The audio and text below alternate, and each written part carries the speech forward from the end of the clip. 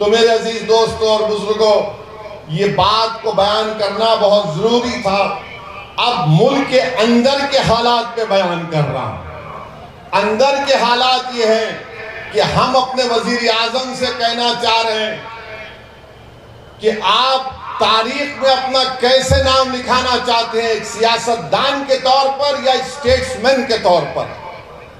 अगर मोदी स्टेट्समैन के तौर पर इस दुनिया में, इस मुल्क की सियासत में नाम अपना लिखवाना चाहते हैं, तो नरेंद्र मोदी को अगर मौर्य को उनको सिर्फ सियासतदान के तौर पर ना लिख दे बल्कि स्टेट्समैन के तौर पर लिखे, तो हम नरेंद्र मोदी से कहना चाह रहे हैं कि आपको वक्फ का कानून वापस लेना पड़ेगा। अगर आप नहीं लेंगे तो आप स्टेट्समैन नहीं, सिर्फ एक पॉलिटिशियन कहलाएंगे आप। इसलिए कि ये ऐसा कानून है, नारा लगाएंगे और आखिर में लगाएंगे। पाकिस्तान को भी पहुंचना हमारी आवाज और दिल्ली नरेंद्र मोदी को भी कान तक पहुंचना लगाएंगे।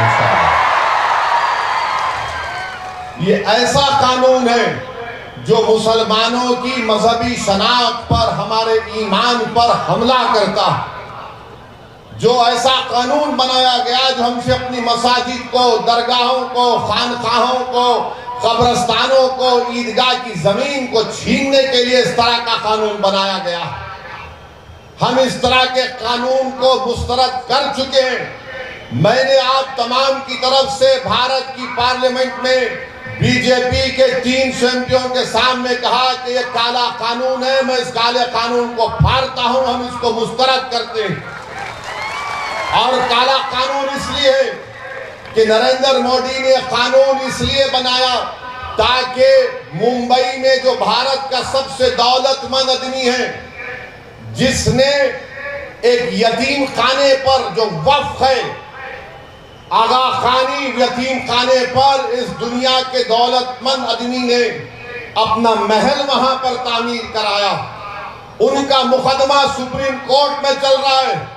तो नरेंद्र मोदी ने अपने यार को फायदा पहुंचाने के लिए इस कानून में सेक्शन 2C को ला लिया और कहा कि कानून बनने से पहले जो ट्रस्ट होगा और इस कानून के बाद जो ट्रस्ट होगा वो वक्फ नहीं होगा, क्योंकि उस दौलतमंद आदमी ने आगा खानी वक्फ ट्रस्ट से जमीन को 22 करोड़ में खरीदा। तो यह कानून मोदी अगर किसी को फायदा पहुंचा रहे हैं तो अपने दोस्तों को फायदा पहुंचा रहे हैं। मैं महाराष्ट्र के मुख्यमंत्री जो ज्यादा ही मोहब्बत करते हैं असदुद्दीन ओवैसी से, मैं उनसे पूछना चाह रहा हूं, क्या तुम उस दौलतमंद आदमी की बिल्डिंग को हासिल करोगे जो हमारी सफों में मीर जाफर, मीर सादिक और अबू जहल और अबू लहब के जानशीन हैं? मैं तुमसे पूछ रहा हूं, क्या तुम जाकर उस बिल्डिंग को हासिल करोगे जो यतीम खाने पर बनाई गई है? मगर कानून ऐसा बना दिया गया कि जैसे ही सुप्रीम कोर्ट ने अपना फैसला सुनाया, वो शख्स सेक्शन 2C के तहत उस यतीम खाने का मुकम्मल मालिक बन गया और हम उस जायदाद को खो दिए। ये कानून बनाया गया। ये बार बार बीजेपी के लोग बोलते हैं नहीं नहीं कब्जे हो गए। बीजेपी का एक पैम्फलेट बुकलेट निकाला गया, पढ़िए आप, जिसमें बीजेपी कह रही है कि 70% वक्फ की जायदादों पर कब्जा हो गया। चलिए, जब कब्जा हो गया तो आप लिमिटेशन का कानून क्यों इस्तेमाल कर रहे हैं? जो 12 साल से अल्लाह जिस चीज का मालिक है वहां पर काबिज है, तो मोदी कह रहे हैं कि तू आज से मालिक बन गया। तो 70% जायदादों का मालिक आप लैंड ग्रैबरों को, काबिजीन को बना रहे हैं। तो वक्त के मुफाद में क्या हो रहा है बताइए आप। आपने क्यों कह दिया कि वही वक्फ कर सकता है जो 5 साल के लिए मुसलमान रहेगा? किसकी मां जनी जो मुझसे आके पूछेगा तो मुसलमान है या नहीं है? मैं all India Muslim personal board के इस मुबारक प्लेटफॉर्म से कह रहा हूं, अगर गुनाहगार मुसलमान भी होगा तो फख्र से कहेगा कि हाँ मैं गुनाहगार हूं, मगर मैं अल्लाह उसके रसूल को मानने वाला हूं। तुम कौन होते हैं मुझसे आकर पूछने वाले? 5 साल दिखाना पड़ेगा। क्या तुम दिखाओगे? तुम 5 साल अपने मजहब पर चल रहे नहीं चल रहे? ये कानून में जो प्रोविजन बनाया गया 5 साल का, ये सिर्फ इस्लाम को कबूल करने वालों के लिए नहीं है। अगर आप में से कल कोई जायदाद वक्फ को देना चाहता है तो कलेक्टर साहब बोलेंगे तुम 5 साल से इस्लाम पे चल रहे नहीं चल रहे। अब ये और बात है कि कलेक्टर साहब को दीन इस्लाम के अहकामात के बारे में कुछ नहीं मालूम होगा। क्या कलेक्टर साहब ये तय करेंगे कि दाढ़ी मोदी के बराबर होनी चाहिए या ओवैसी के बराबर होनी चाहिए कि प्रैक्टिसिंग मुसलमान है? अच्छा, अगर कोई हमारी बेटी या हमारी बहन या हमारी कोई खातून देना चाह रही तो कौन डिसाइड करेगा? कौन जाकर देखेगा क्या वो पर्दा नशीन है या वो हिजाब पहनती है नहीं पहनती है? तुम कौन हो भाई? अच्छा, अगर किसी को पकड़कर पीट दिए, ये राक्षस है जो पकड़कर पीटते हैं और उससे कहेंगे कि तू JSR का नारा लगा दे, अगर वो लगा दिया तो वो प्रैक्टिसिंग है या नहीं? ये कानून क्यों बनाया गया? इसलिए कि हुकूमत तय करेगी कि आप इस्लाम पर है या नहीं। हुकूमत का क्या काम? ये तो आइन के इक्वालिटी के सेक्शन के खिलाफ है, आर्टिकल 14 के खिलाफ है, आर्टिकल 15 के खिलाफ है, आर्टिकल 25 के खिलाफ है, आर्टिकल 26 के खिलाफ है। एक मुसलमान किसी दूसरे धर्म को अपनी जायदाद दे सकता है, मगर दूसरा धर्म का आदमी मुसलमान को नहीं दे सकता। और मुसलमान अगर 5 साल तक किसी को दे सकता है, मगर 5 साल के बाद अगर मोदी जी बोलेंगे हाँ तुमने मेरी चाय पी, मैं तुमको मुसलमान बोलता हूं, तो जब दे सकते आप बताइए कैसा कानून है ये? सेक्शन 3D बना दिए। जितने आसार खदीमा के तहत मसाजिद हैं, दरगाहें हैं, खानखाएं हैं, इमाम बाड़े हैं, कानून ये कह रहा है कि वक्फ नहीं है वो, तो क्या आप छीन नहीं रहे? आप तो छीन रहे। ASI कब आया? ASI 110 साल पहले आया होगा। मस्जिद कब थी? दरगाह कब थी? खानकाह कब थी? इमाम बाड़े कब थे? 300 साल 200 साल से। सेक्शन आप लगा दिए कि उसको कागज दिखाना पड़ेगा,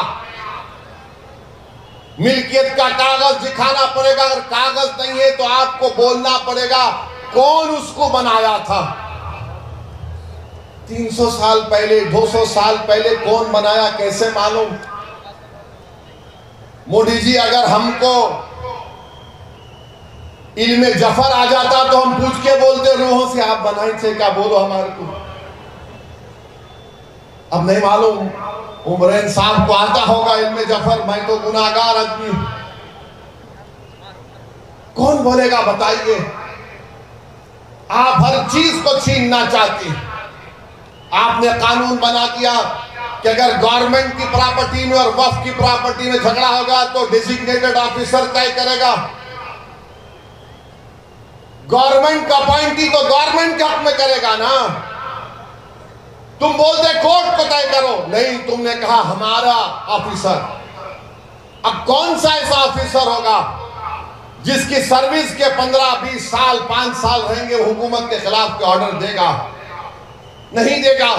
और ये भारत के आईन के खिलाफ है कि कोई अपने ही मुकदमे में जज नहीं हो सकता, जिसको अंग्रेजी में कहते हैं प्रिंसिपल्स ऑफ नेचुरल जस्टिस। और हमारे आईन का जो बेसिक स्ट्रक्चर है उसका हिस्सा है ये। मगर आपने हमसे जायदाद छीनने के लिए ऑफिसर को बना दिया। आपने क्या क्या मैं तो ये जो टीवी चैनल पर जाकर ये जो छिछोरे बैठते हैं, ये जो जोकर बैठते हैं, एक ट्रैवल एजेंट है उन्हें इमाम एसोसिएशन का जिम्मेदार, एक फुला है उन्हें बैठता, कभी कोई इनसे पूछता नहीं कि इसमें 44 अमेंडमेंट का एक सेक्शन बताओ जिससे वक्फ को फायदा होगा। कुछ नहीं मालूम, पूरे के पूरे थम्स अप है। एक हमारा प्रधान है जिसकी डिग्री नहीं है मगर इनके पास तो कागज भी नहीं है, कुछ नहीं है इनके पास, वो भी नहीं है, वो भी नहीं है। जिसको पढ़ना लिखना नहीं आता वो पढ़े लिखों से ज्यादा ज़हीन होता, उन्हें बोलता मेरी जमीन कागज पढ़ो। और ये बैठकर ये जो आज बीजेपी की तारीफ कर रहे हैं, याद रखो ये वक्फ की जायदाद का मालिक अल्लाह है, अल्लाह रहेगा। ये तुम्हारी अम्मा के महर में नहीं आया है, सो याद रखो। कभी कभी ऐसा लगता है कि माफ करना मौलाना कह रहा है, इनके लुत्फे में फर्क दिखता मुझे। कहां क्या क्या बके जाते हैं। अरे छीन रहे हैं हमारी जायदाद को, मस्जिदों को छीन रहे हैं। अगर वो सेक्शन 3C सेक्शन 3D रहेगा तो फिर ज्ञानवापी की मस्जिद वक्फ नहीं रहेगी। हम मुकदमा लड़ रहे हैं ज्ञानवापी का, मथुरा का मुकदमा लड़ रहे हैं, वो नहीं रहेगा, 3D वक्फ ही नहीं रहेगा। इस तरह का कानून बना है मोदी और बीजेपी ने, और सब लोग बोल रहे हैं ऐसा हो जाएगा, पूरा हो जाएगा, ये हो जाएगा, वो काम हो जाएगा। आप बीजेपी के लीडरों से सुनो, नहीं नहीं अब तो बस गरीब मुसलमानों का कल्याण ही कल्याण है। हैदराबाद में, मेरे हैदराबाद के हल्के में एक इलाका है फतेह दरवाजा कहते हैं, वहां पर एक शख्स ने अखबार में इश्तिहार दिया जिसके सर पे बाल नहीं है, गंजे नहीं है, फुला तारीख को आ जाओ मैं दवा लगा तो बाल उग जाएंगे। 100 लोग चले गए वहां पे, अरे होगा भाई, सबको लगाया उन्हें। उसके बाद उनके सर पर लाल लाल निशान पड़ गए, उसके पीछे पड़ गए। तो क्या बोला? तो मोदी भी यही बोल रहे, मैं ऐसा लगाता हूं तो देखो कुछ होने वाला नहीं है। जायदाद छीनना चाह रहे, आपकी हमारी मस्जिद को छीनना चाह रहे हैं। ये हमारी बका का मसला है, याद रखो। अगर आज हम इस काले कानून के खिलाफ आईन के दायरे में रहकर पुरअमन तरीके से एहतजाज नहीं करेंगे तो फिर हम बहुत सी जायदादों को खो देंगे। आप दिल्ली में 120 प्रॉपर्टीज को हम जो वक्फ की है, सच्चर कमेटी ने कहा 2008 में उसकी लागत 7,000 करोड़ है, 2025 है। मोदी कहते नहीं है वो वक्फ की नहीं है, गवर्नमेंट की है। आप बताइए गवर्नमेंट का कब्रिस्तान हो सकता है क्या? क्या गवर्नमेंट की मस्जिद हो सकती है क्या? पार्लियामेंट के सामने की मस्जिद को मोदी कहते हैं वो मस्जिद मेरी है, हुकूमत की है। उस मस्जिद का इमाम कौन है जिसको दिल्ली वक्फ बोर्ड ने तकर्रुर किया, जो रामपुर के MP है। अगर यह कानून रहेगा तो कल पार्लियामेंट के सामने की मस्जिद पर नोटिस लग जाएगी, ये गवर्नमेंट प्रॉपर्टी है। मेरे अजीज दोस्तों और बुजुर्गों, मैं पूरी जिम्मेदारी के साथ आपसे कह रहा हूं, जज्बात में लाने के लिए नहीं कह रहा हूं, बल्कि आपको पैगाम देने के लिए, आप में शऊर को बेदार करने के लिए। वक्फ बोर्ड अब सिर्फ एक पोस्ट ऑफिस बन के रह गया है। जब तक कलेक्टर डिसाइड नहीं करेगा वक्फ बोर्ड कुछ भी नहीं करेगा। मुस्लिम धर्म का वक्फ बोर्ड है, इसमें सिर्फ मुसलमान मेंबर हो सकता है। आप गैर मुस्लिम को क्यों लाना चाहते हैं?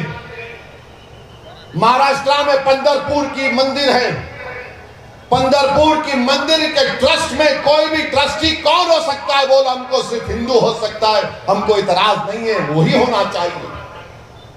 मगर आप पंढरपुर की मंदिर में सिर्फ हिंदू हो सकता है तो मुसलमान के वक्फ बोर्ड में गैर मुस्लिम कैसे हो सकता है? कैसे हो सकता है हमको बताओ आप। तो बोलते मोदी नहीं नहीं एडमिनिस्ट्रेशन में। अरे पंढरपुर का ट्रस्टी तो एक बीजेपी के राज्यसभा के MP है ना, वो भी तो एडमिनिस्ट्रेशन ही कर रहे। वहां पर अच्छा तो यहां पर खराब कैसे बताओ। बिहार का हमारे हिंदू धर्म का बोर्ड सिर्फ कहता है कि हिंदू मेंबर होगा, ना सिख होगा, ना जैन होगा, ना बौद्ध होगा। उत्तर प्रदेश में आप देख लीजिए, काशी विश्वनाथ बोर्ड सिर्फ हिंदू होगा, गवर्नमेंट का कमिश्नर हिंदू होगा। अगर हिंदू धर्म छोड़ेगा तो मेंबर नहीं रहेगा।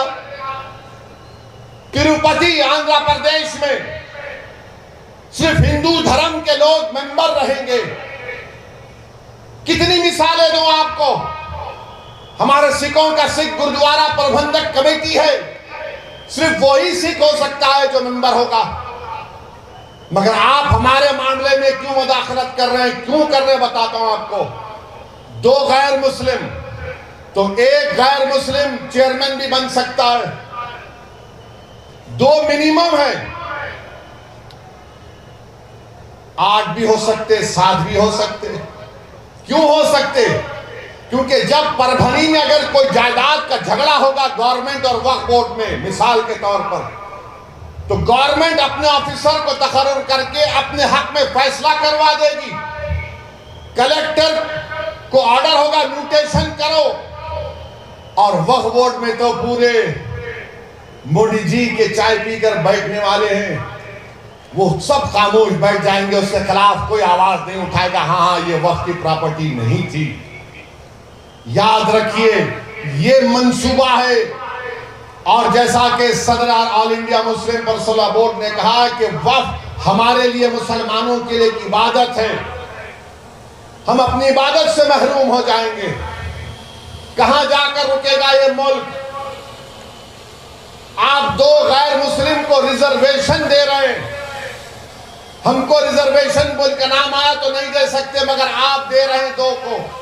सेंट्रल वक्फ काउंसिल में 11 गैर मुस्लिम को आप बना सकते हैं। क्यों बनाना चाहते हैं आप? ताकि हमारी मजहबी शनाख्त को खत्म करके रख दिया जाए। तो मेरे अजीज दोस्तों और बुजुर्गों, हम तमाम को मुत्तहिद रहना पड़ेगा।